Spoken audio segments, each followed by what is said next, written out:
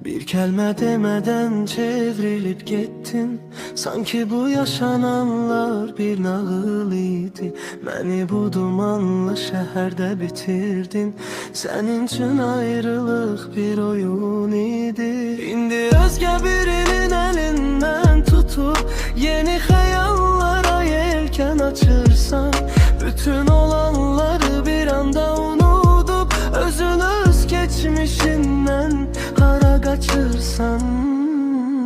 İndi de görüm vicdanın rahattı, yastığa aşk koyanda rahat yatırsan. O temiz sevgimi vaxtımı aldın, beni bir kenara nece atırsan. Benim gözyaşlarım sene günahtır, yuxun şirindi mi kalbin rahat mı? De görüm vicdanın rahat mı?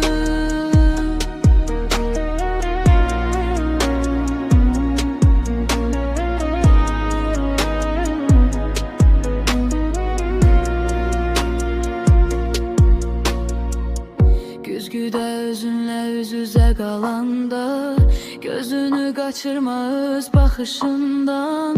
Her şeyin hesabı biridir cahanda, kurtarabilmezsen kalbin qışından.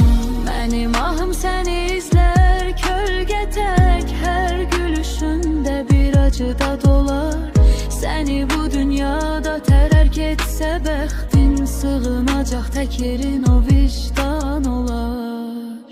İndi de görüm vicdanın rahattı, yastığa baş koyanda rahat yatırsan. O temiz sevgimi vaxtımı aldın, beni bir kenara nece atırsan. Benim gözyaşlarım sene günahtır, yuxun şirindi mi kalbin rahat mı? De görün vicdanı izlenir rahattır.